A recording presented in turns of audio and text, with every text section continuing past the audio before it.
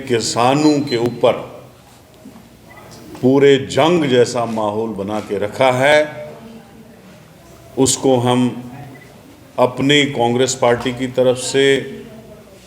सख्त अल्फाजों में कंडम करते हैं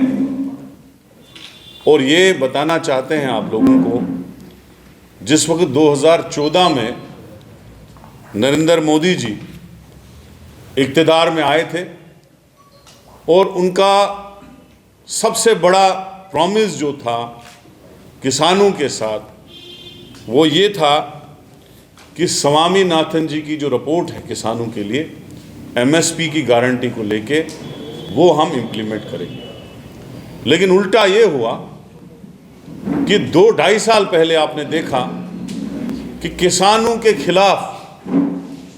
अडानी को और दूसरे इंडस्ट्रियलिस्टों को खुश करने के लिए किसानों के ही खिलाफ उल्टे कानून बनाए गए और हमारे जो किसान भाई,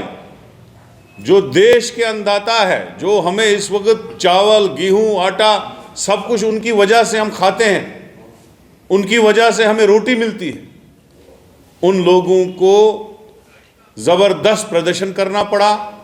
700 से ज़्यादा किसान जो है शहीद हो गए उस प्रोटेस्ट में। लेकिन मोदी जी की कोशिश थी कि हम इंडस्ट्रियलिस्टों को खुश करें, अडानी को खुश करें, और बहुत कोशिश बीजेपी सरकार ने की किसानों को दबाने की। लेकिन किसानों को मैं मुबारकबाद देता हूं, उन्होंने वो जंग जीती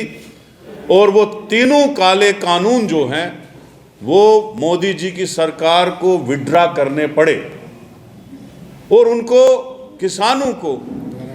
ये वादा किया गया जिस वक्त विड्रा हुआ कि हम एमएसपी में जो लीगल गारंटी है वो आपको प्रोवाइड करेंगे। 2-2.5 साल गुजर गए, पार्लियामेंट का लास्ट सेशन भी चला गया और वो गारंटी उनको नहीं मिली। और वो अपने देश के किसान हैं, किसी दूसरे देश के नहीं हैं। वो बेचारे चले गए धरना देने और आपने देखा कि ड्रोन तक उनके खिलाफ इस्तेमाल हुए, कीलें लगाई गई, तार बिछाई गई, दीवारें लगाई गई, टायर गैस चले, डंडे चले और किस तरीके से उनकी आवाज को दबाया जा रहा है।